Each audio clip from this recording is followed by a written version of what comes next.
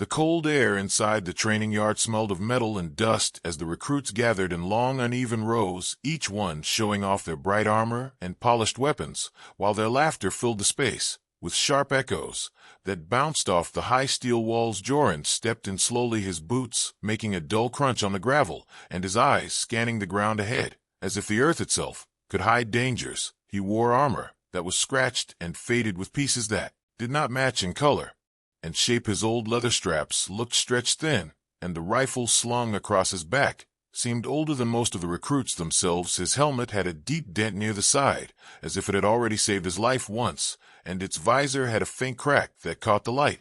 One recruit in shining chrome gear leaned close to his friend and whispered loudly enough for all to hear, "Did you dig that thing out of a junk pile?" Joran kept walking without looking at him, and without changing the slow, careful rhythm of his steps. Another laughed and pointed at the battered pack on Joran's back, saying, "That thing looks like it belongs in a museum, not in the death zone." A circle of recruits broke into chuckles, but none of it seemed to reach Joran's mind. He reached the far end of the yard and crouched beside the gate, tightening the buckles on his old gloves, checking the worn edges of his rifle strap, and pulling a thin cloth to cover the dent in his helmet. Above them a voice came through the loudspeaker, slow and heavy, as if spoken by someone who had seen far too many failures in this place. "The death zone is now open. All who enter must survive 1 full week. Without support from outside, no drones will be sent, no supplies will be given. Only the living will return." The words carried across the yard, making some of the younger recruits shift uneasily inside their high-tech armor. Even the laughter faded into a silence that seemed too big for the space. The massive steel gates in front of them began to shudder as gears hidden inside the walls groaned and turned. The ground under their boots vibrated as the thick metal slabs pulled apart to reveal a blinding white light.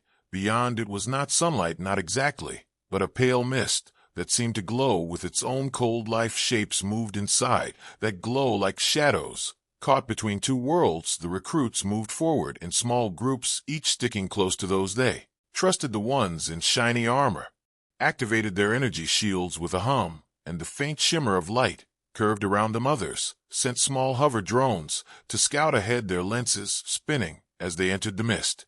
Joran did not rush. Instead, he placed his hand on the gate frame, feeling the cold bite of the steel. He took a slow breath and stepped forward, letting the mist wrap around him. The light stung his eyes, but he did not raise a hand to shield them. He wanted to see everything clearly. The ground inside was rough and uneven, scattered with stones and pieces of metal wreckage. Some of it looked like the remains of weapons, while other pieces were clearly armor plates, broken and twisted. Some still had the scorch marks from weapons fire, while others were marked with long, deep claw scratches that seemed too large for any normal animal. One recruit in a sleek black suit turned back toward the others, saying, "The faster we move, the better chance we have." Joran kept walking at his steady pace, not even looking at him. The air grew heavier, and the metallic taste on his tongue made him swallow hard. Somewhere far ahead something moved. The mist shifted like it had been pushed aside, and a faint sound came with it, a dragging metal scrape against stone that made the hairs on the back of his neck rise. The recruits kept moving, but their voices were lower. Now some glanced at the wreckage along the ground, and a few hesitated before stepping past it. The mist thickened until even the nearest person was only a faint outline. Joran moved through it as if it were a familiar path. His eyes scanned every shadow and every flicker of movement. Every sound seemed sharper. Hear the crunch of gravel, the soft hiss of the mist curling around their legs, and the steady hum of powered armor beside him. Then the sound came again, louder this time, the same heavy scraping noise followed by a low rumble that seemed to come from deep beneath the ground. The recruits froze, some gripping their weapons tighter, and others looking around wildly for the source. Joran slowly turned his head toward the left, where the mist swirled in slow spirals. Something was there, something big enough to make the ground tremble, and yet it stayed hidden just beyond the wall of fog. He could see nothing but a faint shifting darkness 3 shades deeper than the mist itself, and a suggestion of movement, like something sliding forward on too many legs. One of the younger recruits laughed nervously and said, "Probably nothing, just the wind," but his voice broke in the middle as the scraping sound came again, this time closer, sharper, heavier. The mist rolled forward in a wave, and the shapes within it seemed to lean closer to the group, watching, measuring. Joran's grip tightened on the strap of his rifle, but he did not raise it yet. The danger was still waiting, still deciding. Somewhere beyond the wall of fog, the metal sound stopped, replaced by silence, so deep that even breathing felt too loud. The recruits stood frozen, the mist curling higher around them, swallowing their shapes. One by one, Joran knew something was coming, and whatever it was, it had already chosen who it would take first. The mist wrapped around them like a living thing, breathing slow and cold against their skin, as the last sliver of the gate closed behind them, sealing them in with the silence and the strange pale light that seemed to come from nowhere and everywhere at once. The sound of the heavy metal doors locking echoed like a deep heartbeat, fading into the distance, leaving only the whisper of shifting air and the faint crunch of boots on the rough, uneven ground. The recruits moved forward in tight groups, each trusting the familiar faces beside them. Some checked their wrist displays for bearings, others sent out more drones, but their eyes kept drifting to the shadows that slid through the fog, just at the edge of sight. The air here was heavy with the taste of rust and something faintly sweet, like flowers left to rot in a closed room. Joran walked at the far edge of a main group, moving slow and deliberate, letting the sounds of the zone fill his ears. He could hear the faint scrape of small stones rolling down from somewhere unseen, and the strange low hum that seemed to pulse through the earth beneath his boots. A narrow ridge rose before them, the mist curling around its jagged rocks as though unwilling to climb higher. Some recruits activated climbing spikes in their boots, others simply boosted over with their powered suits, landing with a soft metallic thud. Joran took the slope at a steady pace, using handholds where the rock was slick with moisture. He noticed faint markings etched into the surface, deep lines that spiraled in a pattern that made his skin prickle with unease. They were not random scratches, but deliberate carvings, old and worn, but still sharp enough to catch the light from the mist. On the other side of the ridge, the ground dipped sharply into a hollow, where broken metal frames jutted up like the ribs of some long-dead giant. The hollow floor was scattered with the remains of armor and weapons, half sunk into the dirt and overgrown with pale fungus that glowed faintly in the dimness. One of the younger recruits called out for the others to come and see, holding up a gleaming fragment of armor that still had scorch marks across its surface. The others gathered close, snapping images for their suit logs as if trophies would make them safer here. Joran stayed back, eyes on the mist at the far edge of the hollow, where it swirled in a slow spiral downward into a dark opening barely wide enough for two people to stand side by side. The ground there was soft, almost like ash, and dotted with deep indentations, too large for a human foot, but too narrow for the claws of any animal. He had seen the spiral movement of the mist seemed to pull toward the opening, as if the earth itself were breathing, and one recruit, curious and careless, tossed a small scanner drone into the hole. Its lights flashed as it dropped, then the signal cut in a sharp static hiss that made every suit speaker crackle. For a moment the recruit muttered that it must have hit a wall, but Joran kept his eyes on the hole, watching how the mist shifted faster, now almost eager. They moved on, skirting the hollow and pressing deeper into the zone. The terrain changed in subtle ways, the stones underfoot becoming smoother, the air warmer, yet the mist never lifting. Shapes moved within it, sometimes tall and thin, other times low and fast, always gone before they could be fully seen. The recruits began to spread out more as confidence returned, their voices louder, their pace faster. Some even joked about how the stories of the death zone were just meant to scare new recruits into caution. Joran said nothing, only keeping to his slow rhythm, scanning the ground, the rocks, the faint glints of metal hidden in the dirt. Then a scream tore through the mist, sharp and sudden, freezing every step. It came from ahead and to the right, where two recruits had taken a higher path. The group surged toward the sound, weapons raised, shields glowing. A figure burst from the fog, stumbling and falling to one knee. His suit was dented and scorched, the faceplate cracked enough to show wild, terrified eyes. He gasped for air, trying to speak, but another sound cut through the air, a screech like metal tearing combined with a deep animal growl. The mist split apart as something moved toward them, a hulking shadow with too many limbs, each tipped with jagged points that scraped against the rocks as it came forward. Panic broke the group into chaos. Energy bolts flashed through the mist, striking the creature, but its movements were fast, unnatural, bending in ways the eye did not want to follow. One recruit in shining gold armor shouted for them to flank it, but before the words were finished the creature was on him, claws slamming into his shield with a force that made the air crackle. The shield flickered once, twice, then shattered in a burst of light. The creature lunged, dragging him backward into the mist with a sound that made the others hesitate before firing again. Joran stayed low, moving to the side as the creature's outline shifted in and out of view. His hands worked without thought, unclipping the rifle from his back and sliding a small brass cartridge into the chamber. The weapon made no hum, no glow, only the faint click of worn metal locking into place. He waited until the thing's limbs shifted just enough to show a joint beneath the overlapping plates of its armor, and then he fired. The sound was sharp and real, cutting through the electric noise of the energy weapons. The creature stumbled, its movement jerking unnaturally before it collapsed onto the rocks, hissing and thrashing before going still.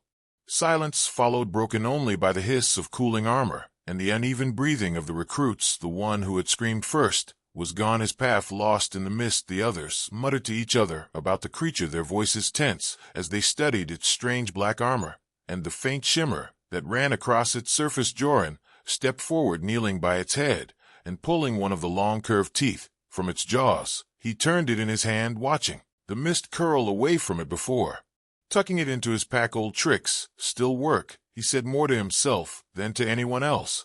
The others barely noticed his words. They were already scanning for other threats. Their earlier confidence, shaken, the mist had closed in again around them, tighter now, as if the zone itself had taken interest in their presence. Somewhere far off, a different sound rolled through the fog, deeper than the first, like the rumble of a giant machine waking from a long sleep. The recruits froze, exchanging uneasy looks. This was no creature, not like the one they had just faced. This was something larger, heavier, and far older.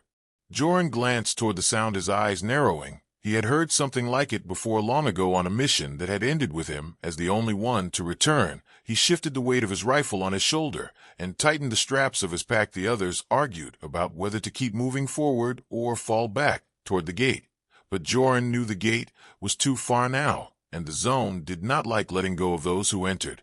The deep rumble came again, louder this time, with a metallic edge like gears grinding together inside a hollow chest. The mist trembled in the air around them, as if the sound was not only heard but felt. The recruits formed a loose circle, weapons outward, shields flickering. Joran stayed at the edge of the circle, his gaze fixed on the shifting shapes in the distance. Something vast was moving there, and with each step it took, the ground beneath them seemed to answer, like a drumbeat calling the hunt to begin. The rumble in the mist grew into a steady pounding rhythm, each beat sending a faint vibration through the soles of their boots and into their bones. The recruits shifted uneasily, their bright armor catching glimmers from the pale glow that seemed to cling to the fog without any true source of light. The ground beneath them was littered with stones and broken fragments of metal, some of it twisted as if crushed by something impossibly heavy. Joran kept his eyes fixed on the shifting shapes ahead, his grip tightening on the rifle that hung loosely at his side. A sudden burst of movement came from the left as the mist tore apart in a violent swirl, and something large and fast burst through. The shape was low at first, almost crawling, but as it closed the distance it rose on 6 segmented limbs, each tipped with a blade-like hook. Its body was covered in black plates, ridged and uneven, and where a face should have been there were 3 glowing eyes arranged in a triangle, each burning with cold light. The creature moved with the speed of a thrown spear, and the nearest recruit barely had time to raise his weapon before it struck. Energy blasts lit the mist in flashes of blue and gold, but the creature twisted between them like a shadow made solid. The recruit in bright silver armor shouted a challenge, stepping forward with a shield raised, but the blow from the creature's hooked limb struck with such force that the shield cracked. In a single shiver of light the recruit stumbled back, his boots skidding across the stones. Before he found his balance, he fired again, but the shot seemed to slide off the creature's armored plates, leaving only faint scorch marks. The others yelled for him to fall back, but pride or panic kept him rooted in place. The creature lunged with impossible speed, and its hooked limbs swept sideways, catching the recruit across the torso and sending him crashing to the ground. His armor sparked and hissed as systems failed one after another. He tried to rise, but the creature pinned him with a weight that crushed the breath from his body. In a single fluid motion, it dragged him backward into the mist, his screams fading as the pale glow swallowed both prey and predator. The sudden silence that followed was worse than the sound of the attack. The recruits stood frozen, scanning the fog for movement, but nothing came. Not yet. The air felt heavier, thicker, As if the mist had drawn closer around them, cutting off escape routes, Joran moved to where the recruit had fallen kneeling, to study the deep grooves left in the stone, where the creature's limbs had pressed down. He ran a gloved hand along the marks, feeling the faint warmth that still lingered there. From deeper in the mist, a new sound began, a slow, grinding noise, like gears turning inside a hollow frame. The recruits turned toward it, weapons raised, shields half active. Some muttered about retreating, but the path back was already gone, the mist shifting so thick behind them that even the faint glow of their own suits seemed to vanish. After only a few steps, Joran knew that to turn back now was to be lost entirely, and without a trace. Something flickered in the corner of his vision, a faint movement low to the ground. He turned sharply, raising his rifle, but saw only a swirl of fog drifting across the stones. Still, he did not lower the weapon. Instead, he moved forward step by deliberate step, his ears tuned to every sound, and his eyes watching for the smallest shift in the pale air around him. The other recruits tightened their formation, the loss of one of their own making them cling closer together. The grinding noise grew louder, now joined by a faint hiss like steam escaping from deep underground. The mist ahead trembled with each pulse of sound, until finally it parted again, revealing not one, but three of the creatures moving in a loose arc toward the group. Their glowing eyes cut through the fog, and the light shimmered along the blades of their hooked limbs. The recruits opened fire, at once energy bolts and plasma bursts, filling the air with heat and static. The creatures did not break formation, instead weaving between the shots and movements so fluid it was as if they shared one mind.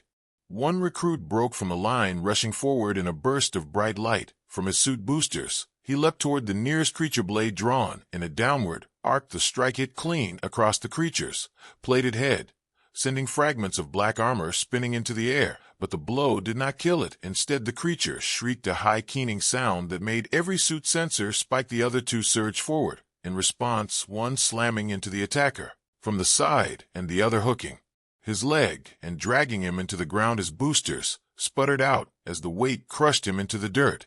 Joran moved without hesitation. He slid into a low position, using the shifting mist as cover. His rifle came up smooth and steady, and he fired once, aiming for the joint between two of the black plates. The round struck true, the creature jerking sideways as its limb buckled. It tried to turn toward him, but he fired again, this time hitting the base of its neck. The black plates split with a wet crack, and the creature fell into the stones, twitching in death. The other two creatures hesitated only a breath before retreating back into the fog, dragging the wounded recruit with them. His shouts were muffled, almost at once fading, as though the mist swallowed sound as easily as it swallowed light. The remaining recruits were breathing hard, their eyes wide behind their visors. One of them muttered that the test was supposed to be hard, but not like this. Joran only adjusted the strap of his rifle and turned his head toward the direction the creatures had come from. In the far distance, past the roiling fog, a darker shadow began to form, something taller and broader than the creatures, something that seemed to carry the mist with it as it moved. The grinding sound deepened, turning into a steady mechanical roar that vibrated in the chest like the approach of a massive engine. The recruits tightened their grip on weapons, but their stances shifted with unease. Joran had seen something like this before, and the memory was carved into his bones from a mission long past. The others might not yet understand, but he knew this was no random encounter. This was the death zone choosing to test them in ways their shining gear could never answer. The mist closed in again, erasing the distant shadow, but the sound remained steady and closer. Now each pulse of that deep roar was like a countdown, though none of them could say to what. Joran scanned the shifting whiteness, noting how it seemed to move in waves, as if pushed by something immense, passing just beyond sight. The recruits whispered among themselves, arguing over whether to hold position or move toward higher ground. Joran said nothing. Instead, he knelt to check the few brass cartridges left in his pack, sliding them into place one by one. His gear was old, battered, and mocked, but it worked in ways theirs never could. And here in the death zone, that might be the only thing that mattered. The roar grew louder until it seemed to fill the air from every direction. The mist swirled faster, curling into shapes almost like reaching hands. The recruits looked at each other through helmet visors reflecting pale light, and fear none of them spoke now. The sound was nearly upon them, and whatever was making it was about to break through the last fragile wall of fog between hunter and prey. The roar faded into a low, steady hum that seemed to settle into the ground beneath their boots, making each step feel as if it sank into something alive, and waiting the recruits stood in a tense half-circle, weapons aimed toward the mist that refused to give up the shape. Moving inside it, the pale glow around them began to dim, and a darker tone crept into the fog, as though night had fallen in a place without sky. The hum shifted into a rhythm like the deep breathing of some immense predator, and with each exhale the mist pulsed outward, brushing against their armor like cold fingers. Joran knew the death zone well enough to understand that the coming of night was not marked by time, but by the will of the place itself. When darkness came here, it brought more than the absence of light. It brought the hunters that lived beyond the rules of the day. He stepped back from the loose circle of recruits, his eyes scanning for high ground or shelter. The others were too focused on the space ahead, their fear holding them in place even as the mist tightened its grip around their legs.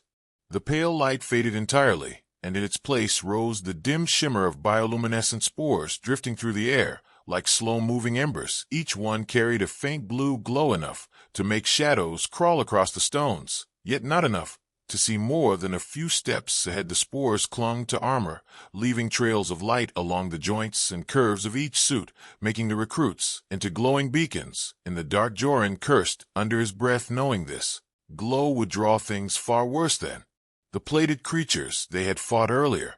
A sharp clicking sound broke the stillness from somewhere to the right, followed by a low guttural growl that seemed to answer from the left. The recruits turned in both directions, but saw nothing beyond the drifting spores. Joran's voice cut through the tension, telling them to keep moving and not to stop until they found solid cover. But they hesitated, their fear rooting them like deep spikes in the stone. The clicking grew louder, closer, until it became a rapid chatter like teeth clashing together.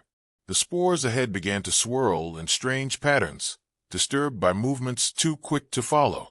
From the darkness a figure appeared for only a moment, tall and lean, with skin that shifted in color to match the mist and spores. Its limbs were too long, and its head too narrow, its eyes a pair of thin glowing slits. It moved with silent speed, slipping between the spores like water between rocks. One of the recruits fired in panic, the shot tearing through the air with a sharp hiss, but the figure was gone before it landed. The clicking sounds multiplied now, coming from all sides, weaving in and out of the dark like the whispers of predators circling their prey.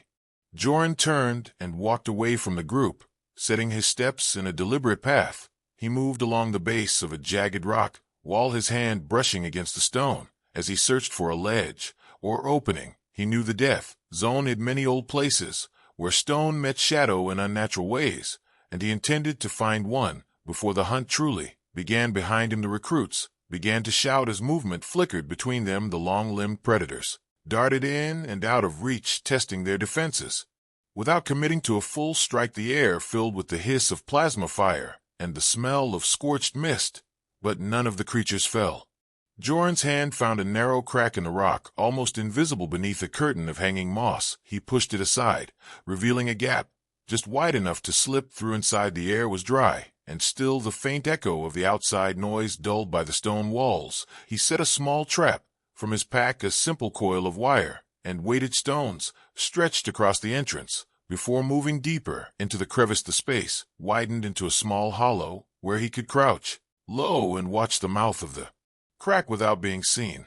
It did not take long for the sounds outside to change. The shouting grew louder, then turned to screams. One by one, the glowing outlines of recruits moved past the opening, their steps fast and uneven as they tried to break free from the circle of predators.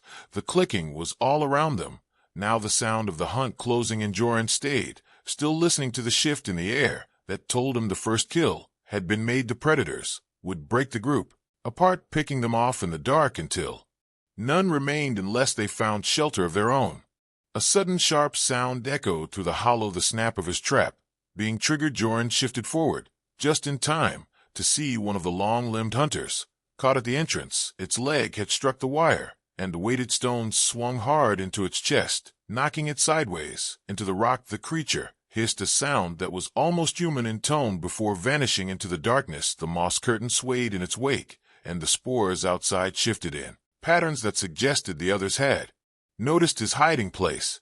Joran pulled a small blade from his belt, the metal dull and dark, so it would not catch the faint light. He waited, crouched low as the clicking sounds drew nearer. This time the predators did not rush. Instead, they crept closer, each movement so slow and careful that even the spores seemed undisturbed. The first shape appeared at the entrance, head tilted, as if tasting the air. Joran stayed perfectly still until it leaned just far enough inside. Then he moved his blade in a single upward arc. The creature recoiled with a hiss, vanishing into the night outside, but the sound it made was an alarm to the others. The clicking grew frenzied, and then the shapes came all at once, 3, maybe 4, slipping through the narrow gap. With frightening speed, Joran moved back deeper into the hollow, forcing them to crowd together, their long limbs tangling for space. In the confined darkness, their speed was less an advantage, and he struck with precision, each cut aimed at joints or narrow parts of their frames. The air filled with the smell of something sharp and metallic as they bled in silence. One collapsed, twitching on the stone, another retreated, dragging a wounded limb, but one remained fast and uninjured. It lunged at him with claws spread wide, and the force drove him back into the stone wall. Pain flared along his shoulder, where the claws scraped past his armor. He twisted, pulling a short steel spike from his pack, and drove it upward into the creature's chest. The movement sent them both crashing to the ground, and for a moment the hollow was filled only with the sound of their struggle. The spike found its mark, and the creature shuddered once before going still. Joran pushed it aside, his breathing steady as the clicking outside began to fade. When he stepped out of the hollow, the spores drifted lazily again, as if nothing had passed here. The ground beyond was empty save for the faint glow of abandoned gear, scattered like fallen stars. The recruits were gone, taken by the night hunters, or fled into the mist, where other dangers waited. The air was quiet now, but Joran knew the silence would not last. The death zone had a rhythm, and night was far from over. He tightened the straps of his pack, adjusted the weight of his rifle, and turned toward the deeper dark where the heart of the zone waited for him.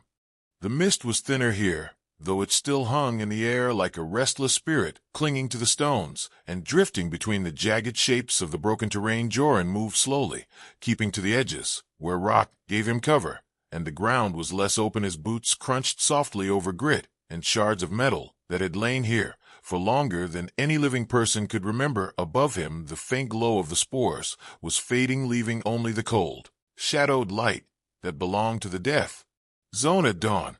The night hunters were gone, or perhaps only keeping their distance, for now Joran could still feel their presence, like the echo of a threat that had not ended. His shoulder ached from where the claws had scraped past the armor, and he flexed the joint slowly. Feeling the stiffness begin to set in, he reached into his pack, pulling out a narrow strip of cloth and wrapping it tight around the gap in the armor, where the plates no longer met cleanly the old leather. Straps creaked as he secured them again, the sound sharp in the still air. A faint noise carried from a head somewhere between a cough and a groan. He froze, lowering his body and moving in a slow crouch toward the sound. It came from behind a cluster of broken wall fragments, where the stone had been blackened and cracked long ago by fire and force. Peering around the edge, he saw 2 figures slumped against the wall, both in battered armor, but still breathing. One lifted their head slowly, the faceplate of the helmet shattered to reveal a young face streaked with dirt and blood.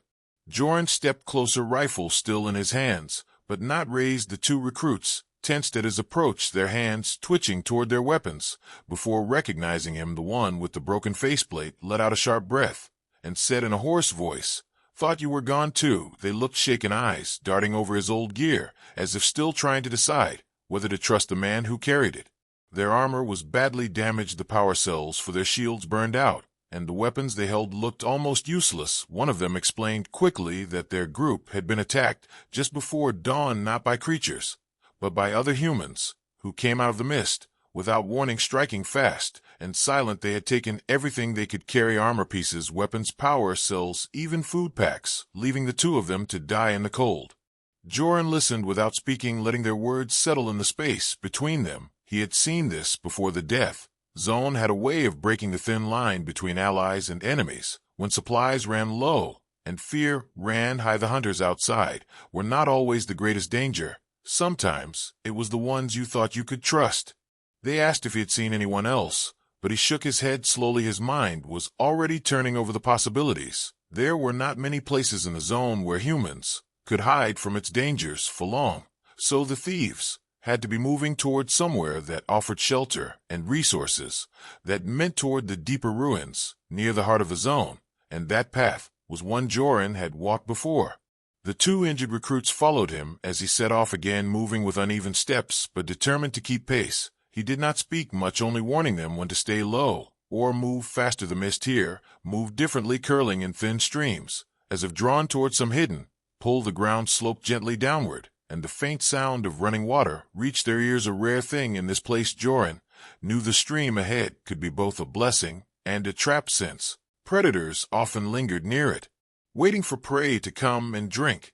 They found the stream flowing slow and dark between smooth stones. The water reflected the pale light in shifting patterns that seemed almost alive. The recruits moved toward it instinctively, but Joran's hand shot out, stopping them. He crouched low, scanning the opposite bank, and then the shadows along the water's edge. There was movement there, faint ripples that did not match the current. A shape slid beneath the surface, and then was gone, leaving only the quiet swirl of the water behind. He motioned for them to move on upstream, away from the stillness that hid danger beneath it.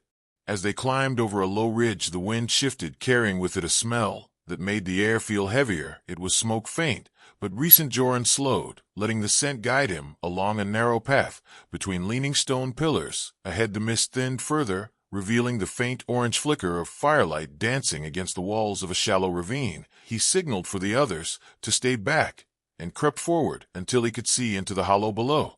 There were 4 figures there, moving around a small fire. Their armor was mismatched, clearly taken from different people, and their weapons were a mix of advanced rifles and crude blades. One of them was cleaning a suit plate that still bore the insignia of the recruits Joran had found. Injured, the thieves were here, exactly where he expected them to be, sitting in the false safety of their stolen spoils.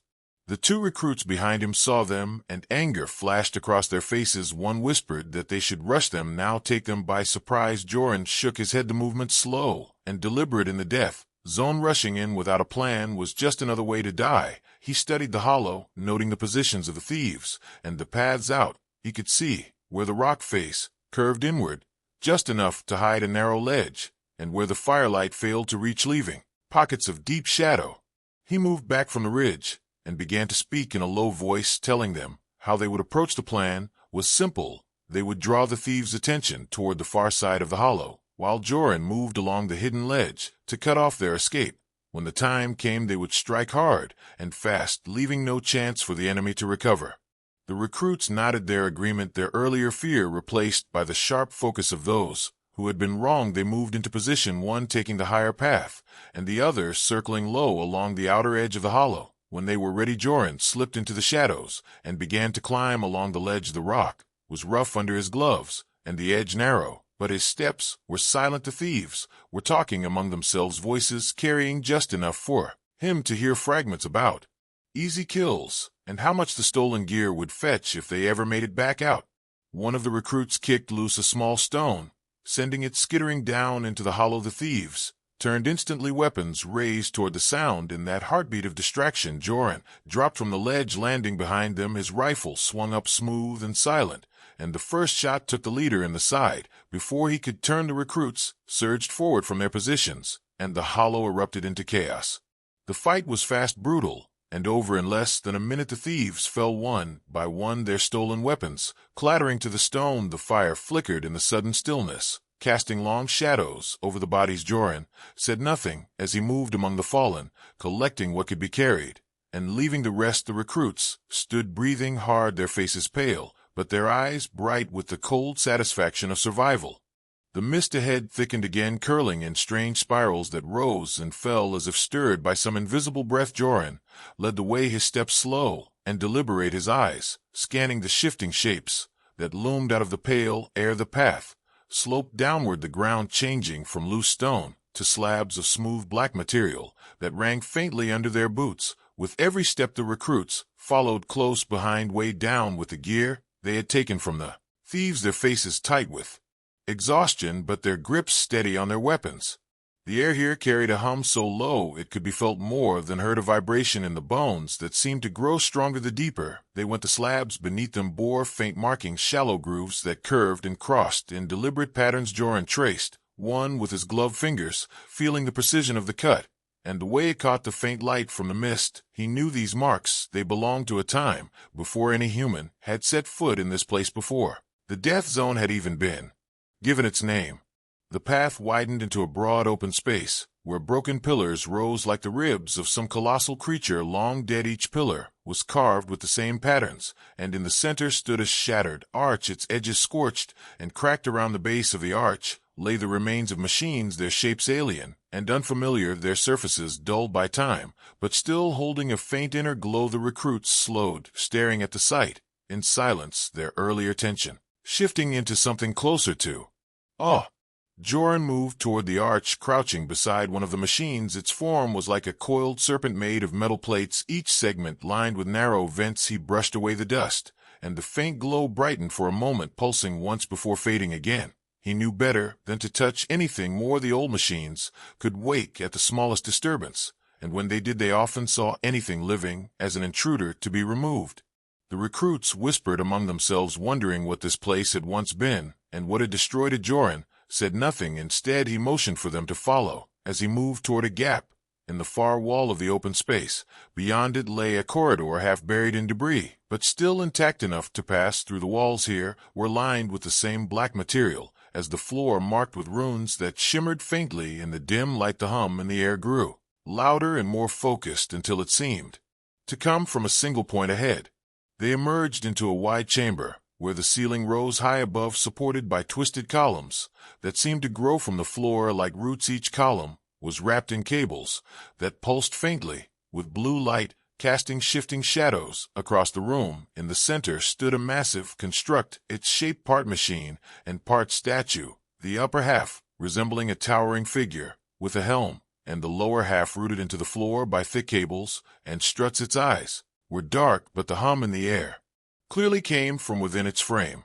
One of the recruits stepped forward, raising their weapon, as if expecting the machine to come alive. Joran put a hand out, stopping them. He moved closer to the construct, his gaze fixed on a panel set into the base, where the cables converged. The panel was marked with symbols older than any human language, yet Joran recognized enough to understand this was a guardian, a sentry built to protect whatever lay deeper inside the ruins. Modern scanners and weapons would only make it hostile, but there were other ways.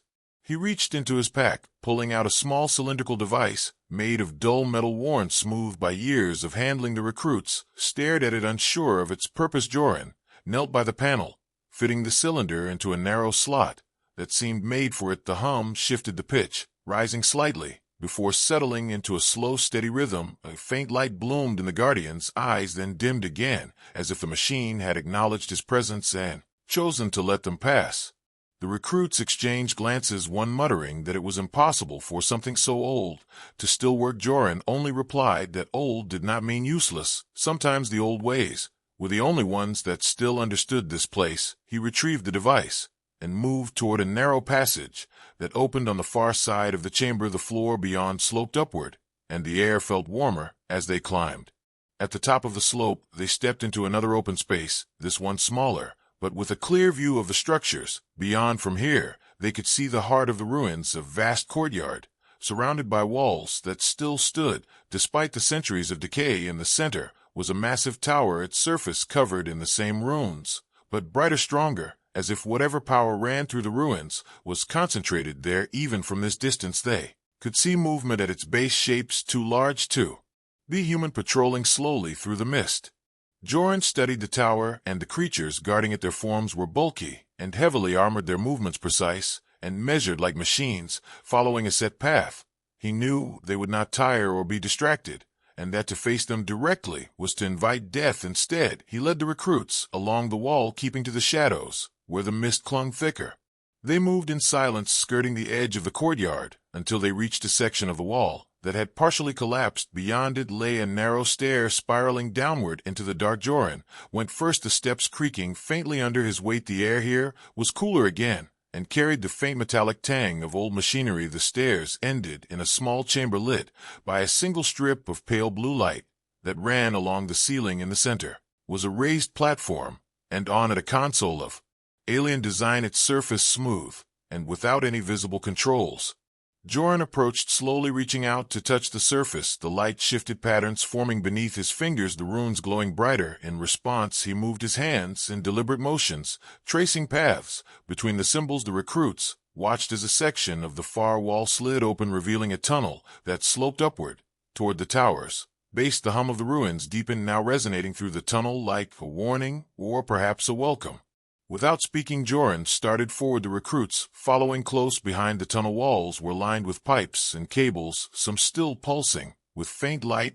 The air grew warmer with each step until they emerged into a chamber directly beneath the tower's foundation. Here the machinery was still alive, the sound of it a steady heartbeat. In the stone, massive pistons moved in slow rhythm, and between them narrow catwalks crossed over deep shafts that glowed faintly from within. Joran led them across the catwalks toward a lift platform at the far end. He activated it with the same cylindrical device, and the machinery responded with a deep groan. The platform rose slowly, carrying them upward into the core of the tower. The walls around them were lined with more runes, each glowing brighter. As they ascended, the recruits stood silent, their eyes wide, as the reality of the place settled in. This was older than anything they had known, older than the war that had scarred the land. Older perhaps than humanity itself. The doors yawned open with a groan that shivered through the stone beneath their boots, and the mist rushed in like a tide drawn by some unseen moon. The light inside was dim but steady, a pale gold glow that came from no single source, yet filled the chamber with a sense of immense weight and age. The recruits hesitated at the threshold, their breathing harsh in the silence, as they stared into the vast space beyond. Joran stepped forward, first his eyes narrowing as the shape he had glimpsed began to take full form from the swirling fog. It was a war machine, though nothing like the plated creatures or the long-limbed hunters they had faced before. Its frame was towering and broad, its surface made of layered metal plates etched with the same moving runes as the doors. Its head was a triangular helm with a narrow slit of burning red light that tracked their every movement. The air around it hummed with power, and each step it took sent a vibration through the floor, as if the tower itself were part of its body. Thick cables trailed from its back into the walls, feeding it with whatever ancient energy still pulsed through this place. The recruits raised their weapons in unison, the hum of their powered rifles sharp against the deep thrum of the machine. Joran held up a hand to keep them from firing too soon. He had seen machines like this before, though never one in such pristine condition. They were built for war, built to defend the heart of the old cities, until nothing living remained within their reach. Modern weapons could hurt them, but not enough to matter, not without the right knowledge, and that was where his old gear mattered more than their shining suits ever could. The war machine moved closer, each step measured and deliberate. It did not rush, it did not falter, it simply advanced like the tide closing in on the shore. The recruits began to fire, bright streaks of energy slicing through the air to strike its armored chest. The impact sparked and flared, but the runes absorbed most of the force, turning the blasts into harmless ripples of light. The machine responded with the single arm, raising a barrel-shaped weapon that roared to life with a burst of molten energy. The blast struck the ground near the recruits, sending them scattering as the stone floor cracked and glowed red with heat. Joran moved along the left wall, keeping low as the machine tracked the recruits. Instead of him, his boots found the narrow service walkway that ran behind a row of tall metal conduits. The air here was hotter each step, bringing him closer to the machine's rear, where the thickest cables met in a cluster before disappearing into its armored back. He unhooked the old satchel from his pack, pulling free a bundle of shaped charges, their casing dull and pitted, but still sealed tight. He worked quickly, setting the charges along the base of the cables, each one fixed with a strip of adhesive that clung to the ancient metal. The machine shifted suddenly, as if sensing his presence, and turned partway toward him. One of its massive legs stepped onto the walkway, crushing the conduit. Beside him, Joran ducked under the falling debris, rolling out of the way as the machine's weapon arm swung toward his position. He threw himself behind a pillar as the blast tore through the wall, sending shards of black stone skittering across the floor. The recruits shouted, drawing the machine's attention back to them with a renewed volley of fire. Joran took the chance to finish placing the last charge, his hands moving with the steady rhythm of long practice. He pulled the detonator from his belt, a small square device with a single recessed switch, and slid it into a pouch before making his way back Toward the front of the chamber, the machine loomed over the recruits, now forcing them back step by step toward the open doors. The hum in the air had risen to a sharp whine, like a blade drawn across glass, and the heat radiating from its armor made the air shimmer. He called out to the recruits, telling them to fall back to the threshold and not stop until they were clear. They hesitated only a moment before obeying, moving quickly, but in tight formation, to cover each other's retreat. The machine advanced after them, its massive legs leaving deep impressions in the stone. Joran moved along the side of the chamber, staying just ahead of its flank, until he reached a point where the cables on its back were fully exposed to him. With the recruits nearly to the doors, he took the detonator from his pouch, his thumb pressing down on the recessed switch. The sound of the explosion was swallowed by the sheer size of the chamber, but the effect was immediate. A chain of fire ripped through the cables, severing them in bursts of bright light. The runes on the machine's armor flickered once, twice, then began to dim. The red slit of its eye wavered, and its next step faltered, sending a tremor through the floor.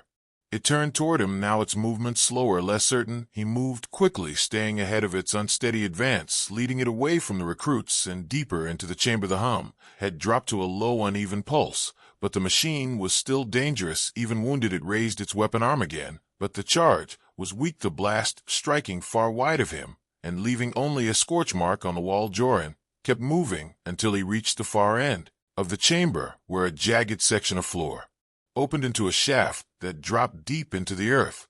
He stopped there, turning to face the machine as it limped toward him. Its steps were heavy, each one slower than the last. He waited until it was almost upon him before stepping sideways, letting its momentum carry it toward the edge. The weakened floor crumbled under its weight, and with a final groan of tearing metal and snapping cables, the machine fell into the shaft, vanishing into the darkness below. The sound of its impact came a long moment later, a deep echo that rolled back through the chamber like distant thunder.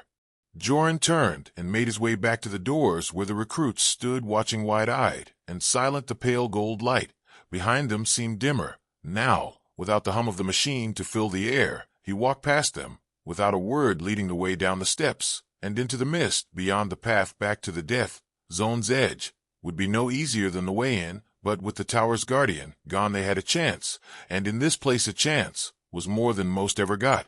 They moved in silence for a long time, the mist curling around their legs and the faint glow of the spores returning overhead. The recruits kept glancing at him, their expressions caught between gratitude and disbelief. The one with the cracked faceplate finally spoke, saying they would not have made it without him. Joran only adjusted the strap of his pack and kept walking, his eyes on the shifting fog ahead. By the time the gates came into sight, their armor was dulled with dust, and the light of their shields had faded to nothing. The massive slabs of metal began to open at their approach, the grinding of the gears, a sound that felt almost strange. After so much silence, beyond the gates stood the commanders, their faces unreadable, as they watched the small group emerge, only 3 of them now, counting Joran. They stepped into the yard, the air outside sharp and clean compared to the metallic tang of the zone. The recruits stopped just beyond the gate, their eyes on the commanders, as if waiting for praise or judgment. Joran kept walking until he stood a few paces from the high wall, setting his pack down beside him. He could feel the eyes on him, not just from the commanders, but from the others who had gathered to watch those who returned. He looked once at the battered rifle in his hands, then back at the mist curling through the still open gates. His voice was quiet, but it carried clearly across the yard. As he spoke, it is not the gear that keeps you alive in there, it is the one who carries it. Then he lifted the pack to his shoulder again and walked away, leaving the weight of his words to settle on those who had listened and those who would one day step through those gates themselves.